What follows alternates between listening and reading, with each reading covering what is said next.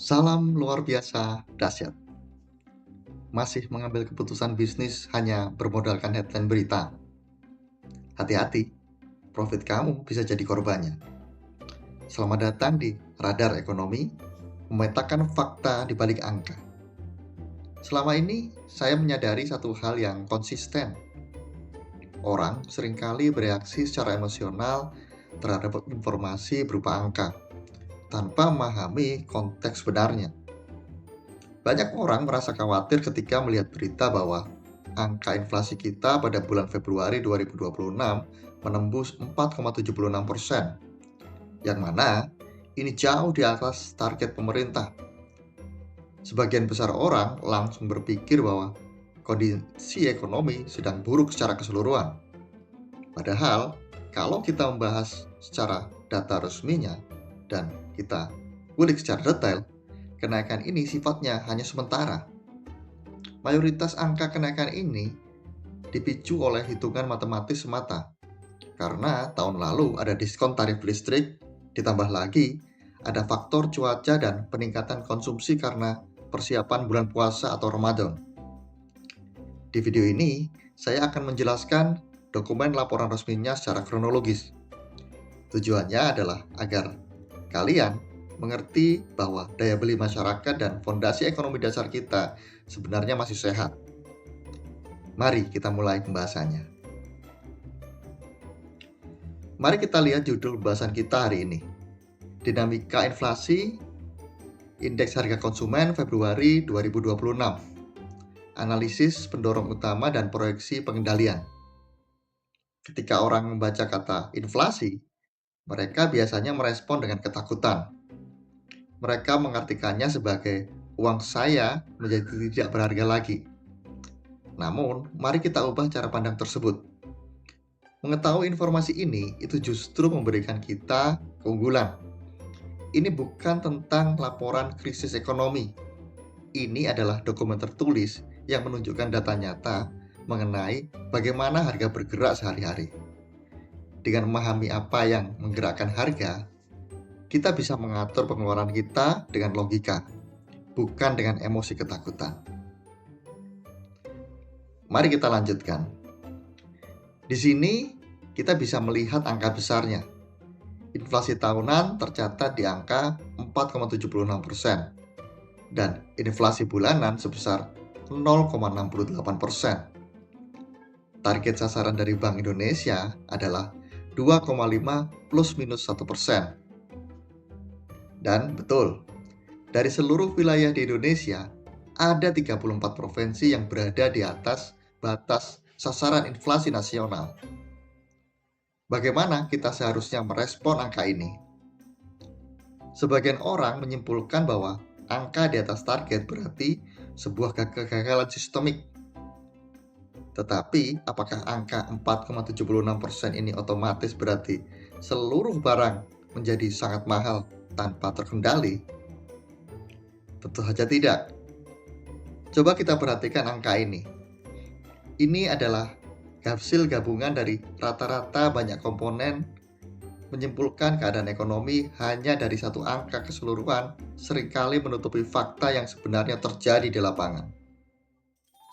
Kita harus memecah data ini untuk mengerti apa yang sesungguhnya terjadi. Mari kita lanjutkan lagi. Di sini kita melihat rincian lokasi dan barangnya. Fakta dari data itu menunjukkan bahwa lonjakan harga ini sangat terpusat atau terkonsentrasi. Angka tertinggi secara wilayah ada di Provinsi Aceh sebesar 6,94%.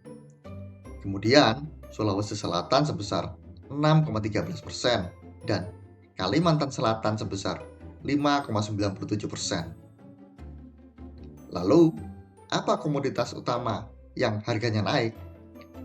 Data menunjukkan ada 3, yaitu tarif listrik, daging ayam ras, dan emas perhiasan. Jadi, ketika ada orang yang mengeluh bahwa semua harga barang naik, kenyataannya tidak semua barang naik. Kenaikan harga ini terjadi secara spesifik pada kebutuhan harian menjelang periode penting yaitu Ramadan. serta pada hitungan tarif energi. Ini memang berdampak pada biaya hidup harian masyarakat. Tetapi dengan mengetahui secara spesifik barang apa saja yang naik harganya, kita bisa mengatur alokasi pengeluaran bulanan dengan lebih tepat sasaran. Kita tidak perlu mengurangi pengeluaran untuk barang yang harganya sebenarnya tidak naik. Sekarang, mari kita lanjutkan pada bagian yang sangat krusial. Ada kelompok perhitungan yang namanya administered price atau harga yang diatur oleh pemerintah. Di sini tertulis inflasinya mencapai 12,66% secara year on year. Angka 12% itu sekilas terlihat sangat besar. Sebagian orang mungkin berpikir pemerintah baru saja menaikkan tarif secara tidak wajar. Namun, mari kita periksa penyebab sebenarnya. Angka 12,66% ini muncul bukan karena bulan ini tarif listrik dinaikkan secara drastis. Penyebabnya adalah karena pada tahun lalu, tepatnya periode Januari hingga Februari 2025, pemerintah itu menerapkan kebijakan diskon tarif listrik rumah tangga sebesar 50%. Jadi, secara rumus matematika, jika kita membandingkan harga normal saat ini dengan harga yang sedang didiskon 50% pada tahun lalu, maka harga normal saat ini akan terlihat meningkat sangat tajam. Inilah yang disebut dengan istilah low base effect. Kalau kalian melihat realitas bulanannya, kelompok harga yang diatur pemerintah ini sebenarnya justru mengalami deflasi atau penurunan sebesar 0,03% secara month of month. Penurunan ini terjadi karena ada penurunan harga bahan bakar minyak atau BBM yang non-subsidi, seperti seri Pertamax dan Dexlite.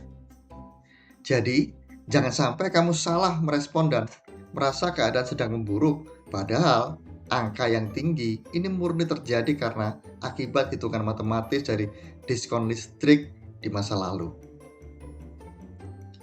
Sekarang, mari kita bahas kelompok pangan yang harganya mudah berubah atau volatile food. Inflasi di kelompok ini itu mencapai 4,64% secara year on year dan 2,5% secara month of month. Banyak masyarakat yang langsung menyalahkan pedagang, menganggap pedagang itu sengaja menaikkan harga untuk mencari keuntungan yang lebih. Kenyataannya, data ini menunjukkan mekanisme hukum sebab akibat yang sangat logis. Ada dua faktor utama. Pertama adalah faktor supply.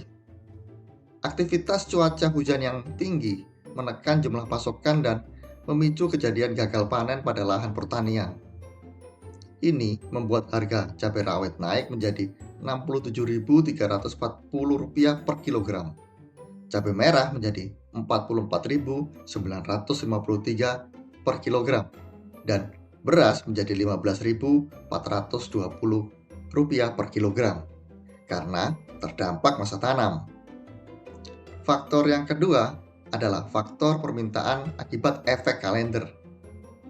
Ada peningkatan konsumsi yang sangat drastis menjelang bulan puasa atau Ramadan karena orang membeli lebih banyak.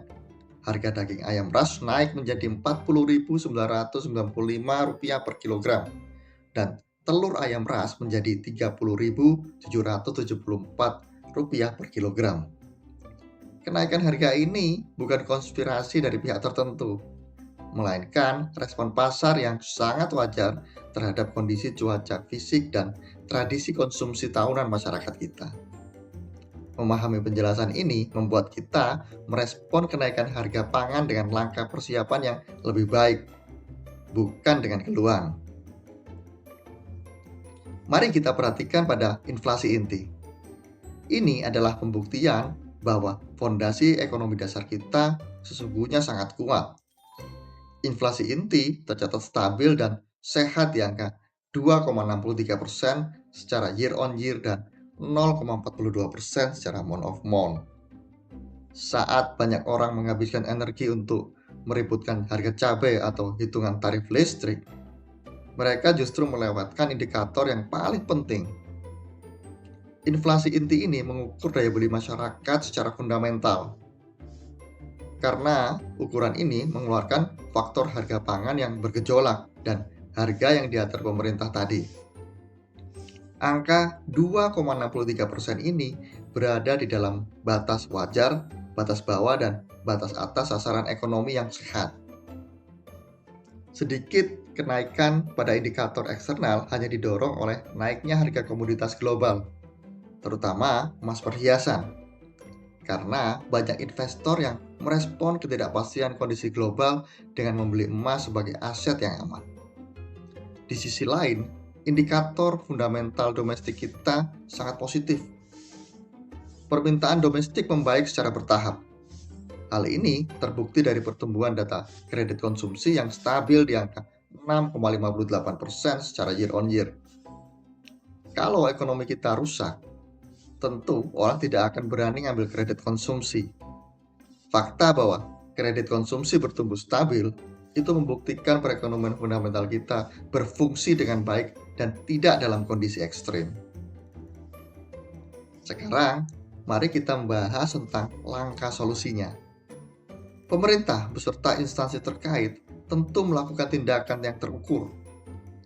Hal yang jauh lebih penting dari sekedar mengkhawatirkan angka inflasi hari ini adalah mengetahui proyeksi pergerakan angkanya di masa depan. Ada intervensi pasokan secara langsung. Misalnya, penyaluran beras SPHP yang sudah mencapai angka 122,30 ribu ton pada Februari 2026, yang berarti sudah mencapai 68,3% dari total target anggaran. Selain itu, ada penguatan sinergi kelembagaan melalui tim pengendalian inflasi pusat dan daerah serta pelaksanaan program ketahanan pangan nasional. Hasil dari semua tindakan ini sangat jelas. Berdasarkan survei konsensus forecast, proyeksi akhir tahun mempraktikkan bahwa inflasi akan menurun dan kembali ke sasaran 2,5% pada akhir tahun 2026, seiring dengan berakhirnya efek hitungan matematis tadi. Jadi, daripada merespon hari ini dengan kecemasan, lebih baik kita melihat fakta bahwa tindakan pengendalian sudah berjalan dan diproyeksikan untuk berhasil.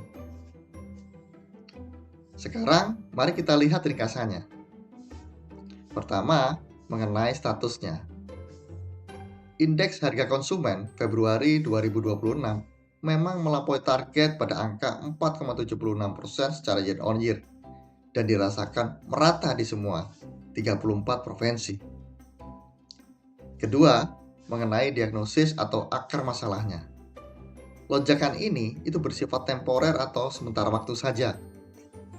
Kenaikan itu didominasi oleh faktor diskon listrik masa lalu dengan nilai 12,66% dan faktor cuaca serta persiapan Ramadan pada kelompok pangan sebesar 4,64%. Fundamental ekonomi kita terbukti sehat dengan inflasi inti yang stabil di 2,63%. Ketiga, mengenai outlook atau tindakannya. Melalui operasi penyediaan pasokan dan sinergi kebijakan institusi, angka inflasi diproyeksikan akan segera mereda dan kembali ke target ideal, yaitu 2,5 plus minus 1% pada akhir tahun 2026. Baik sahabat semua, itulah pembahasan kita hari ini tentang laporan resmi dinamika inflasi Februari 2026.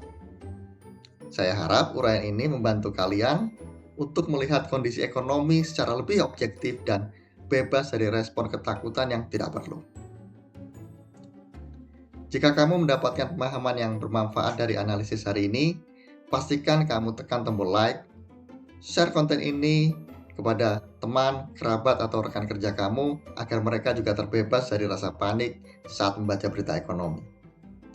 Ingat untuk subscribe channel ini agar kalian tidak ketinggalan video analisis ekonomi selanjutnya. Silakan tulis di kolom komentar bagaimana kamu secara pribadi dalam mengatur keuangan rumah tangga menghadapi kondisi tersebut. Sahabat semua, akhir kata, jangan biarkan emosi kamu dikendalikan oleh lonjakan harga yang bersifat sementara. Fokuslah pada fakta bahwa data, Saat kamu merespon informasi ekonomi berdasarkan data yang objektif dan bukan dengan kepanikan, kamu akan memegang kendali penuh atas keputusan finansial kamu. Terima kasih sudah menonton dan sampai jumpa di video berikutnya.